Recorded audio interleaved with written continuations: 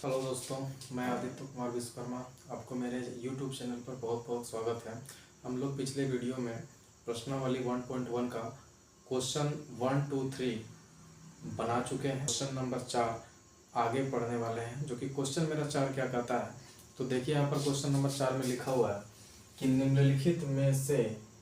निम्नलिखित में प्रत्येक युग में कौन सी संख्या बड़ी है। इसमें हमको संख्या बड़ा चुनने को कहता है। तो यह क्वेश्चन जो लिखा है कि 2/3 और 5/2 में बड़ा कौन है, तो इसको हम कैसे कहेंगे कि कौन सी संख्या बड़ी है। तो सबसे पहले जो नीचे वाला देख रहे हैं कि 3 और 2 है, इस 3 और 2 का हम लोग एलसीएम लेंगे।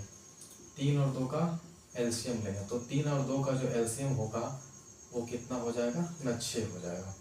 ये मेरा एलसीएम कितना हो जाएगा, 6 हो जाएगा। तो हम क्या करेंगे, इन दोनों के नीचे वाला जो है यानी हर जो है उसको हम बराबर करेंगे।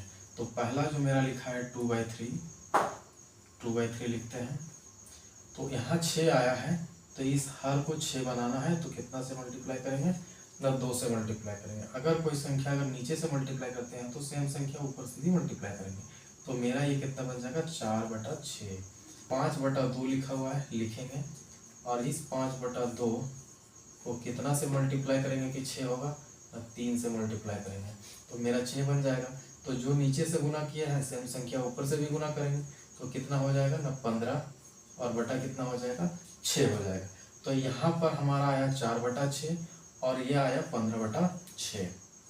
अब इन दोनों में बात करेंगे तो बड़ा कौन है, तो यहाँ 4 और यहाँ 15, तो बड़ा है हमारा 15। तो चिमटा हमारा इस तरह से घूम जाएगा। तो यही सवाल जो लिखा है कि 2/3 और 5/2 में बड़ा कौन होगा, तो चिमटा इधर घुमा है तो हम भी इसमें इस तरह से घुमा देंगे और बोलेंगे कि किसमें से बड़ा कौन है ना, 5/2 बड़ा है। ये हमारा आंसर हो जाएगा। अब इसी सवाल को हम दूसरे तरीके से बताते हैं।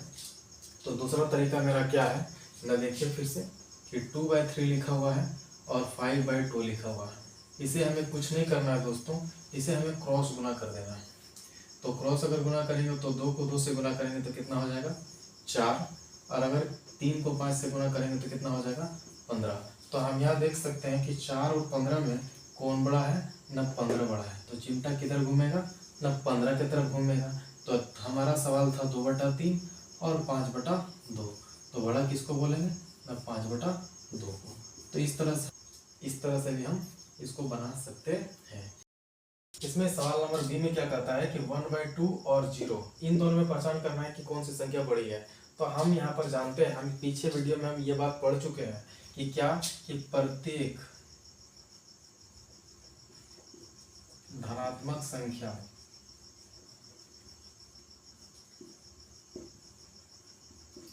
शून्य से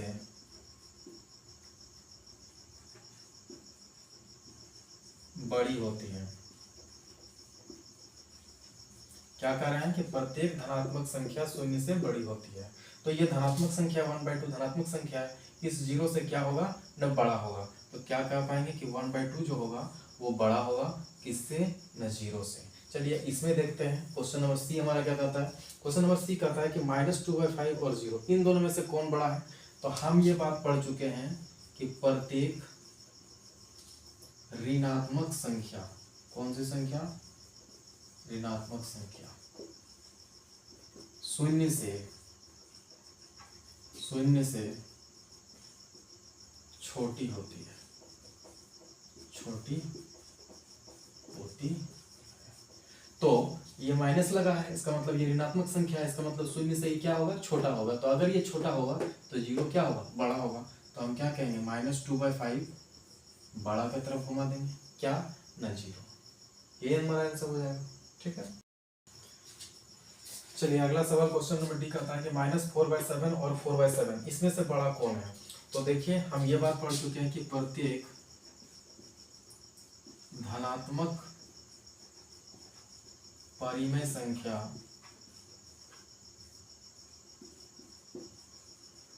प्रत्येक ऋणात्मक परिमेय संख्या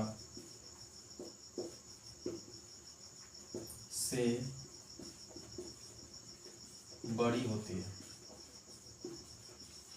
धनात्मक संख्या जो होता है ऋणात्मक संख्या से क्या होता है, बड़ा होता है। यानी -4/7 जो है और 4/7 जो है वो बड़ा कौन होगा, धनात्मक बड़ा होगा। 4/7 ये धनात्मक है तो ये बड़ा हो जाएगा। अगला सवाल मेरा लिखा हुआ है क्वेश्चन नंबर ई -5/6 और -4/3, इसमें से कौन बड़ा है। तो दोस्तों यहाँ पर देख सकते हैं कि इन दोनों का पहले हमको हर बराबर करना पड़ेगा। तो हर के लिए हम वो चीज़ बता चुके हैं कि 6 और 3 का हम क्या करेंगे ना, एलसीएम लेंगे। तो 3 का टेबल में जाएगा तो 2 बार में, और 3 का टेबल में कितना बार में, 1 बार में। तो हमारा एलसीएम कितना आ जाएगा ना, 6 आ जाएगा।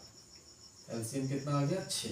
तो -5/6 -5/6, इस -5/6 को एलसीएम बराबर करना हो तो कितना से मल्टीप्लाई करेंगे, 1 से करेंगे। 1 से 1 से तो कितना हो जाएगा -5/6। और इधर क्या है, -4/3 है, -4/3।